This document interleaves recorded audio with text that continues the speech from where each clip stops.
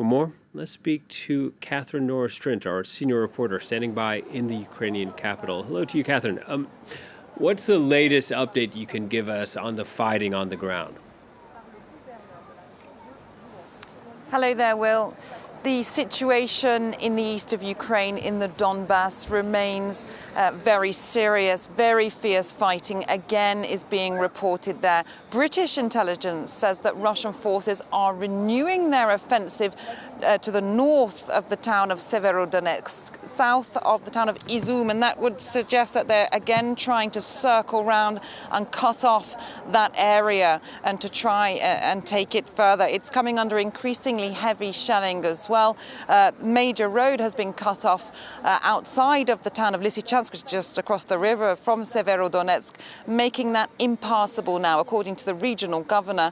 And fighting elsewhere in the Donbas continues. 4 civilians were killed and 6 were injured in the nearby Donetsk region, according to the regional governor there. So increasing fears for the civilians there, and that battle becoming just more and more intense. We spoke to the former Ukrainian defense minister, who told us that this is a very difficult battle, but that he does see a window of opportunity to mount an effective counter-offensive against Russian forces, because according to Ukrainian authorities, they are becoming weakened at the moment by this offensive in the Donbas in terms of ammunition, in terms of equipment, and in terms of troops. And he says that is why they're calling for more supplies rapidly from Ukraine's allies. Take a listen.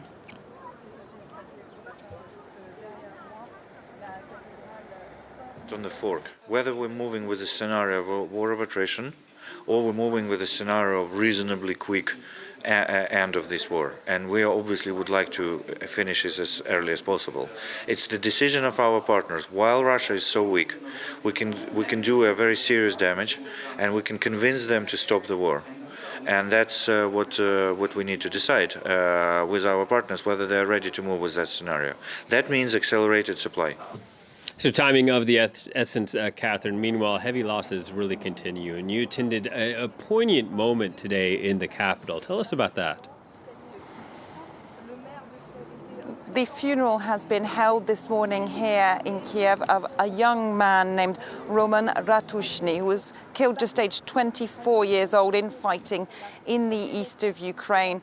Ukrainian officials have said that anywhere between 100 and 200 soldiers are being killed a day at the moment, but Roman Ratushny's death has been particularly poignant for a lot of people here in Ukraine, because he was one of the figureheads of pro-democracy protests, the Euromaidan movement, back in 2014 as a teenager, and recently he volunteered to go and fight on that eastern front in eastern Ukraine. So there was a crowd of a few hundred people here in the square where I'm standing outside St. Michael's Cathedral today, gathered, including the mayor of Kiev, Vitaly Klitschko, the famous former boxer, of course, and he said that Roman Ratushny represented a generation who fought bravely to defend Ukraine, and said that he would and others would continue that fight for democracy and freedom. And in this square, you can probably see behind me, there are the carcasses of burnt out Russian tanks and other military vehicles which have been placed in the city centre, and crowds of people